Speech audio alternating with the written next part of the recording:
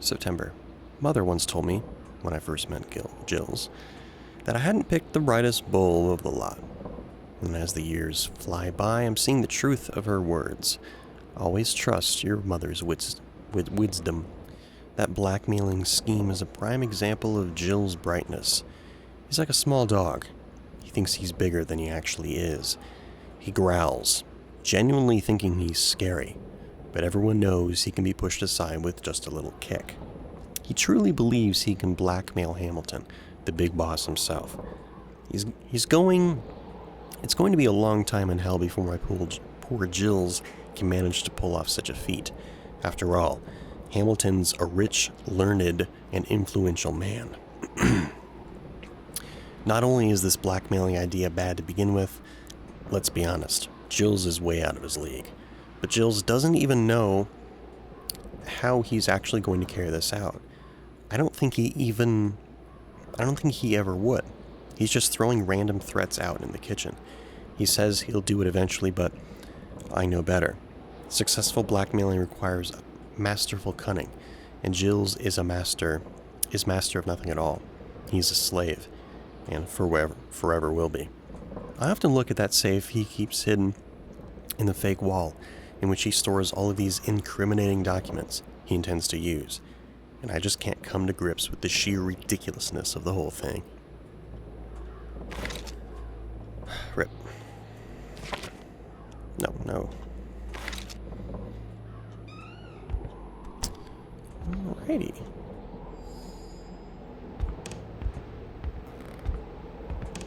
Let's check out this fucking thing here.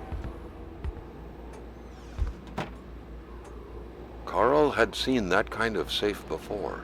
With its double-layered security system blending letters and numbers, its code couldn't be broken by the common burglar.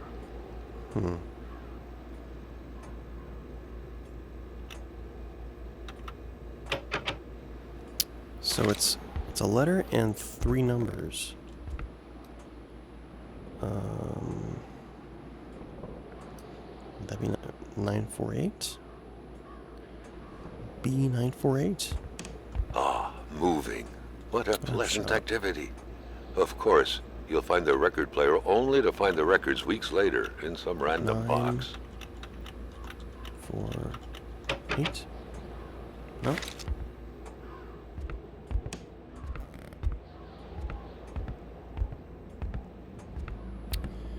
Maybe I'll find something else.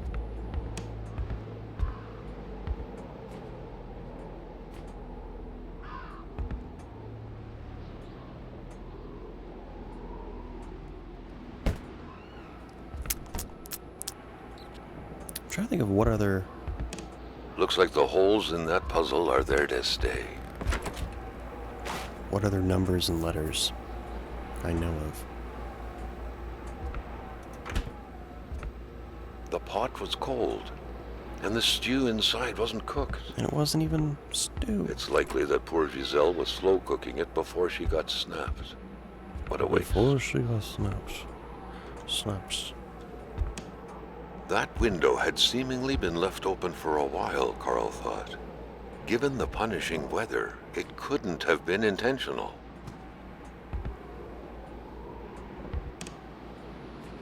Looks like some people were walking next to the door. I'm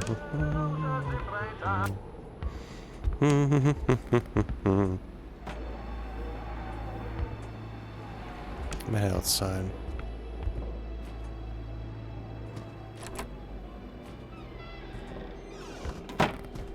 Wait, the 3 numbers. 555. That could be something. Maybe. I don't know. Also, wow, that's expansive. What the hell's over there?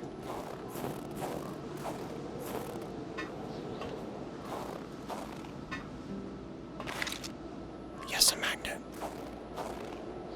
That opens up some stuff.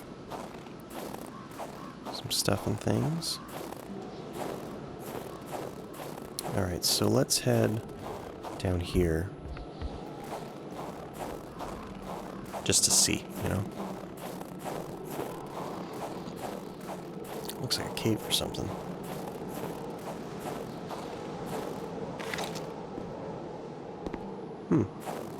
What's it, like a cave-in? It's like a gay bin. Gay bin.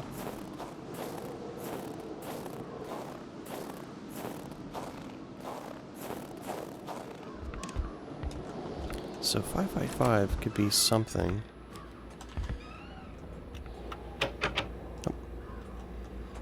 It doesn't feel like that's actually a pattern, though. It's just happens to be a number. Yeah, there's something at the general store? Maybe that's something?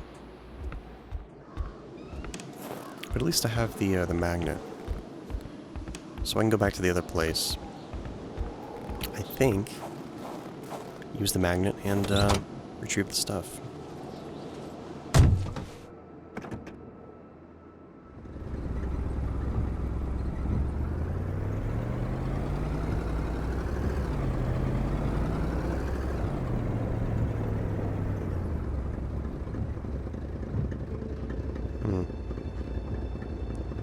Yeah, I'm gonna go back to the other houses. Hey, what the hell? There's another place here? I really need a map. Alright, let's head out here. To the left.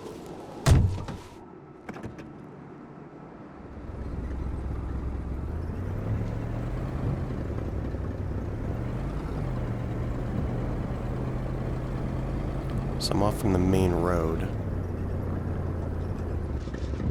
What the fuck?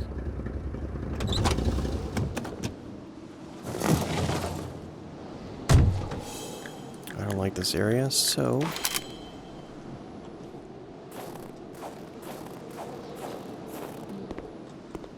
Can I close this up?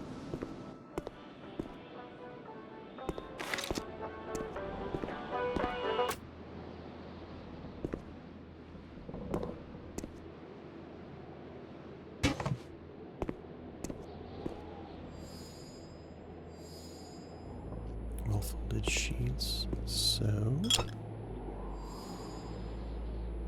Everything you clean a mess. I don't... What is that? Why is that important?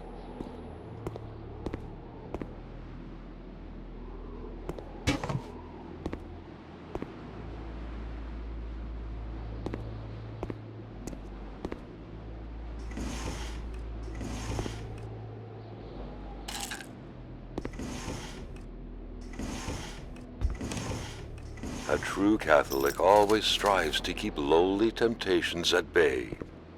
Obviously, Carl thought, someone in this house wasn't doing a good job at upholding the Holy Bible's teachings. What the hell is that supposed to mean?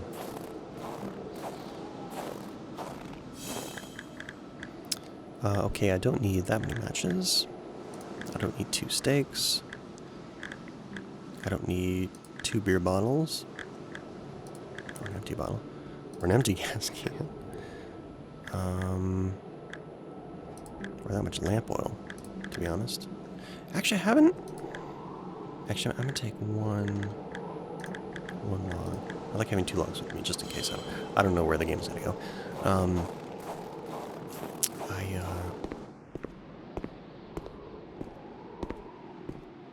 What do you call it? I don't know what I was gonna say. So I'm gonna hide their habits.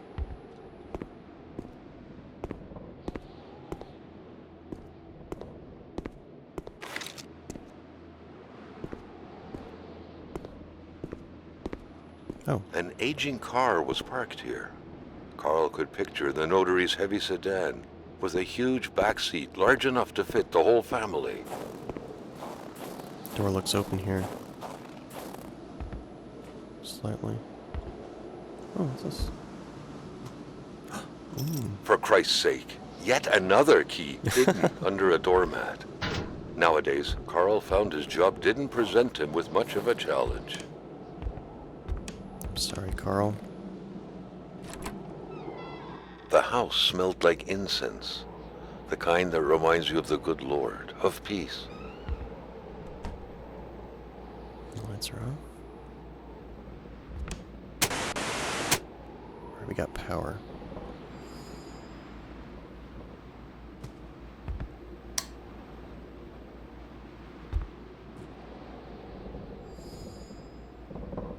Le jour du Seigneur. This is one fucking Catholic house.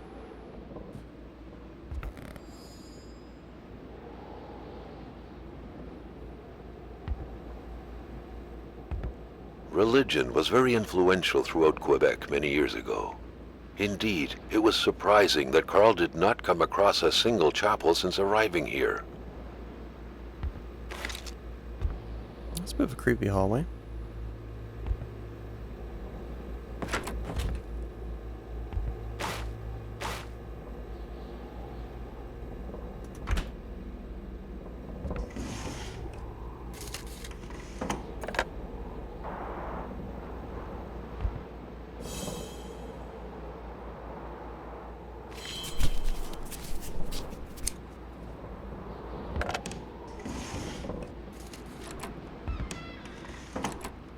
Excuse me, what are you doing in my house?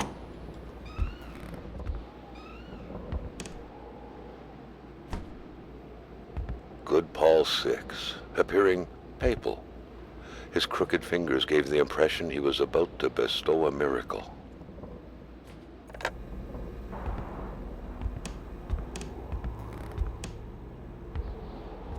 The family's mother must have spent her days washing the filth off her kids' diapers. It's usually how it works. The empty cradle sent an eerie feeling down Carl's spine, as if minutes ago someone just grabbed the baby and made a run for it. With the way things are narrated, it feels sort of like things are about to happen. Who knew that giraffes thrived in the North Pole? The craze for toys was stupefying.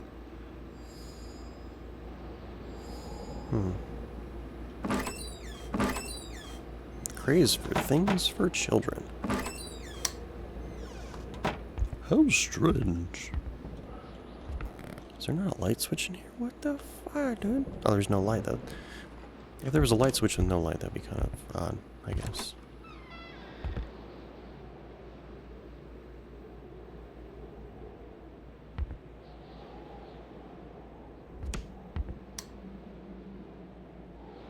Dream catchers originated from Amerindian legends. They were used to trap nightmares. Or dreams. What's this? The Bedards had vacated the premises. Carl gathered they would be of no help. August 14th, 1970. Jean-Luc never had a knack for mathematics. Try as he might, he'll never realize that he simply can't be the father of a child I'm bearing. But how can I be sure? I have to keep this a secret. At least until the time is right, when it'll be safe. August 16th. Dr.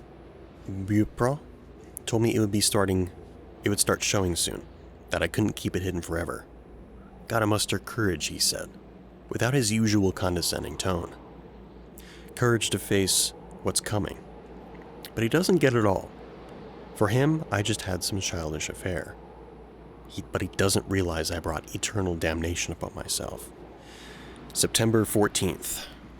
Marie is very sick, and Jean-Luc plunges into despair. I told him nothing about the evil growing inside me. Sometimes, I get the feeling he can see right through me. My Marie's suffering and I'm the only one to blame. Oh Lord Almighty, why do children have to pay for their parents' sins? It's the economy. Or something.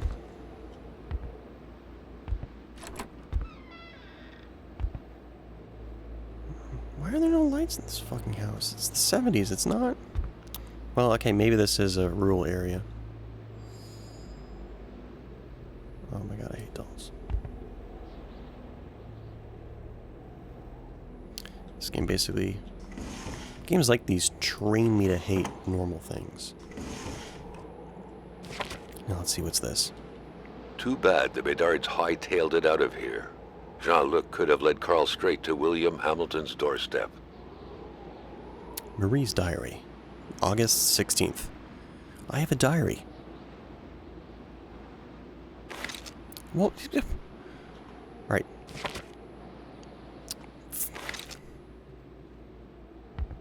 There. Alright? No. There. Happy, game? You happy? August 16th. I have a diary, just like Mom. Unlike her, though, I don't wear a long face when writing, but I do love to write my mind. And about Martin, most of all. I love talking to him. I think he loves me too.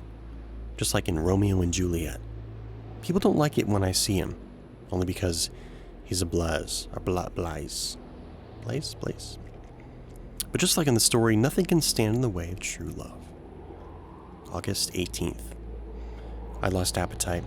I can't sleep anymore. Every waking hour, intense shivers run through my body. Dad's making me see Dr. Bra, with his big hands touching me everywhere. His foul breath exhaling all over my face. Yuck. I'm not sick. I'm in love. I love Martin so much. There's nothing I like better than thinking about us playing together. And playing like that, like we always do. I wonder if he found the key I lost the other day. He was pretty sad when I did because it's for his dad's garden shed. And Martin has always been afraid of him. I think Martin's dad is a bit like Dad's God. The key fell in a burrow next to the shed. Poor Martin. He cried like a baby, but I still love him. Yep.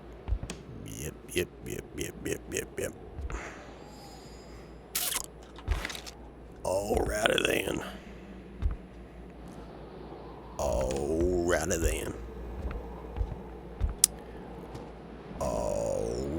then. Excuse me, what the fuck you doing in my house? Oh, that must be the other guy. Carl smiled at the sight of the nicely protected garden. Not protected well enough. Hopefully, the Bedards had managed to dig every last potato out before the sudden snowfall. Potatoes. Right, so now I have the ability to get the key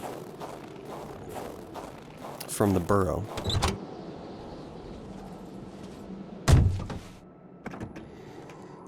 I actually look at the map from... No, I can't.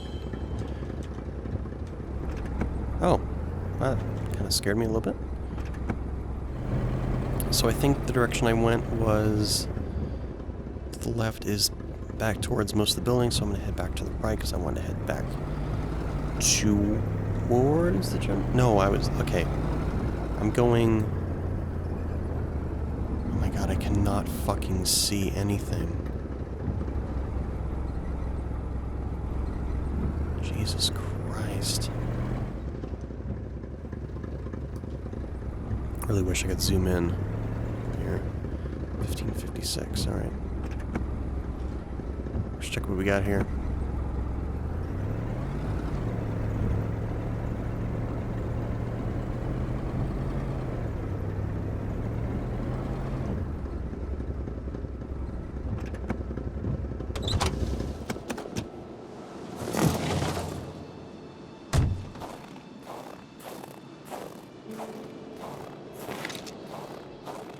Noticed you got a doghouse out here. You fellas have a dog? You know you got to need a permit for doing a dog, right?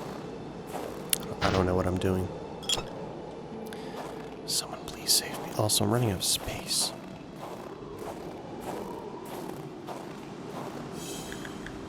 You fellas know need to house a thing, right? It should be good. Let's just check the outside of this moment. Make sure everything's on the up and ups. Looks a bit repeated there. Looks a little repeated. Sound like I'm straight out of Family Guy or something. Like I'm an old man. It was a classic Canadian house, except for the absent horde of kids that would normally be swarming about. Gotta close the door, that'd be lovely. This is the same house, but flipped.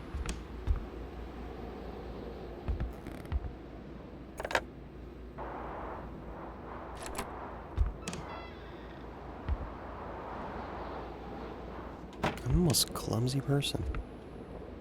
Just one more move and White is checkmated. Game over. Just It like seems the other the game ones. was abandoned right before the final strike came down. Wow, that was really intense. Just like the other game.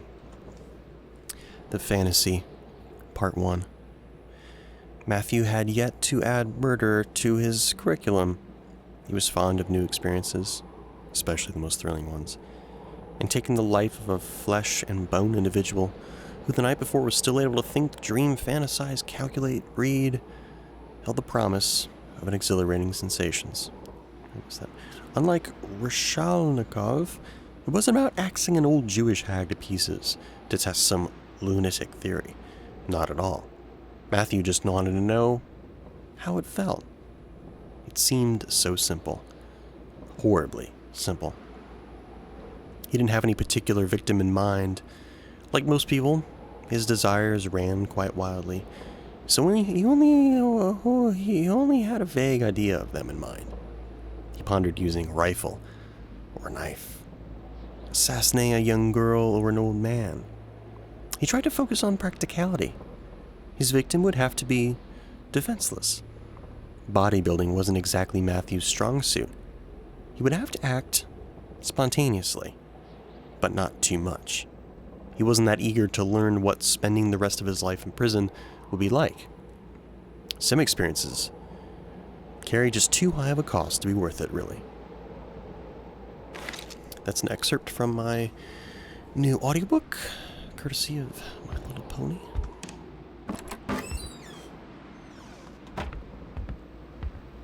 Is anybody in here? No. God, everyone's making fucking stew.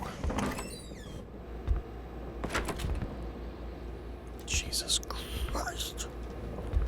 Fucking sausage and shit. What's that up there?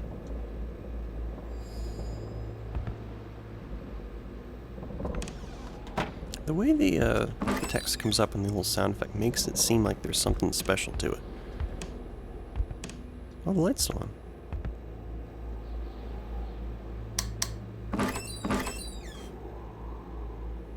Sounds like someone's right next to me. Also, okay, shit, there is a health bar. Fuck. Because, you know, if there's a health bar, it means you lose health. At some point. Kona. That's funny. It's like a... What do you call it? It's one of those, I can't remember the name of it. Oh, jokes. That's what it is. That's what I was thinking of. The Fantasy, page 2. It was around that time that Matthew met Beatrice. Of mediocre beauty at best, the girl with her distinctive features, cheeks covered with large pox-like freckles, Juno's oily forehead, tired but vibrant eyes, shaded red hair, slender as a child body, chirpy laugh, you name it, was the very image of innocence. That happened to be precisely the kind of victim Matthew was picturing in his mind, though. One night, as he was contemplating the ceiling from his bed, he swore to himself again and again, "I'll kill her." His dreams were later filled with images of the imminent crime. He had come up with a simple enough plan.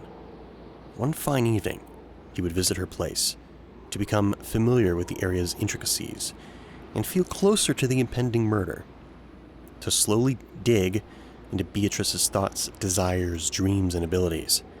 This way, he would be able to get a concrete sense of what his sinister deed would be stripping away from the very fabric of life.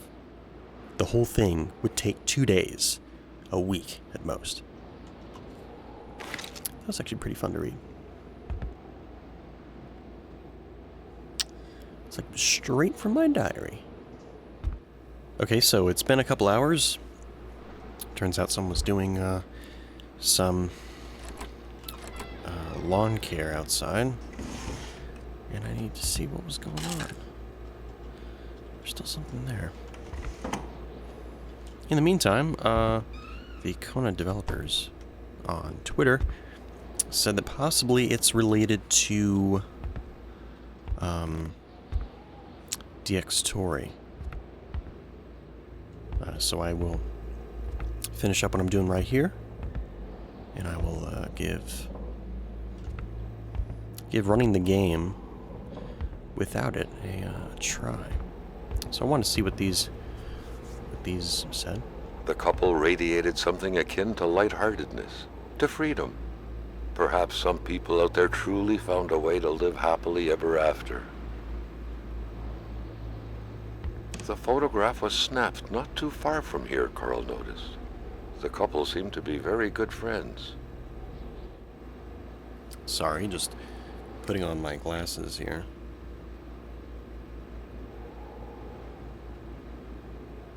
Alright. That's pretty interesting. Looks like a CPU of sorts. A picture of Wilfred in his youth. Carl figured right away that the man must have been some kind of wildlife officer. Or from a fire watch.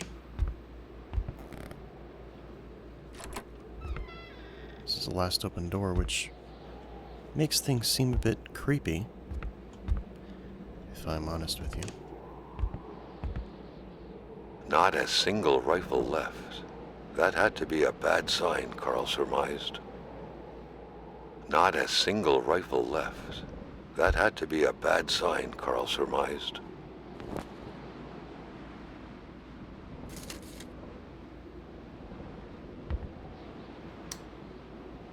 Oh, hey, a note. The fantasy. Oh, wait, did I do page 3? I didn't do page 3, did I? What? Page 3? Ah, there we go. The fantasy. Part 3. The first time he met Beatrice, however, she seemed unexpectedly revealed. Okay, let me do that. The fantasy, part 3. Page 3. Let me do that again. The fantasy. Page 3. The first time he met Beatrice, however, she unexpectedly revealed her troubled origins in Matthew. Or to Matthew. Whatever. Let's try that again. No. She was adopted at the age of 4, and recalling her former life still gave her a hard time. She played the piano in so graceful a manner that people often thought she may be the natural offspring of a musical virtuoso. She always cried before falling asleep, torn from the inside by a dreadful pain she couldn't explain. She confided to him so profoundly that Matthew couldn't get enough, coming back every night to learn every single thing of what would come out of that delicate mouth after pulling one last breath out of it. Every night he reflected on what the death of Beatrice would mean in terms of losses to humanity's common heritage, be it the sound of her sobbing or of her piano melodies. The compulsive tapping of her long index finger on her temple when she harbored dark thoughts or any other little thing, it didn't matter. Everything would indiscriminately vanish. Everything. All these thoughts made for some blissful slumbers indeed. Then days became weeks, and before he knew it, it was Matthew's turn to throw his secrets at her. His hopes, his cries of despair, as if throwing coins in a wishing well. She'll be dead by the end of the month, he promised himself. Sound pretty good. Some good shit right there. Joe Dassin. Whenever I hear TV static, all I want to do is turn around. Okay. All right. Okay. Oh my god, it's worn out fabric. Dude, it's worn out fabric. All right, here we go. A murderer's diary. Carl's detective training compelled him to write some excerpts down. What sort of monster could give life to such a bizarre tale? Holy shit. He only realized this after the fourth one. The fantasy, page 4. The two lovebirds were still going at it 7 months later. Though confiding fears... Alright, let me try that again. The fantasy, part 4. The two lovebirds were still going at it 7 months later, though confiding tears and desires alike near the fireplace several days a week.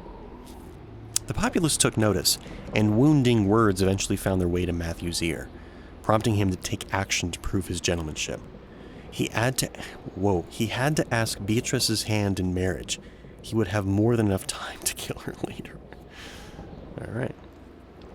Today, when Matthew stares at his motionless ceiling, just like he did 20 years ago, he still wonders what he would be removing from existence by slitting Beatrice's throat. What he would be depriving his children of. Then, as if soothed by his fantasy, he gently drifts off. Gently drifts of? He gently drifts of, smiling the night away. Interesting. Only the general store can be unlocked in the journal. Yeah, because these are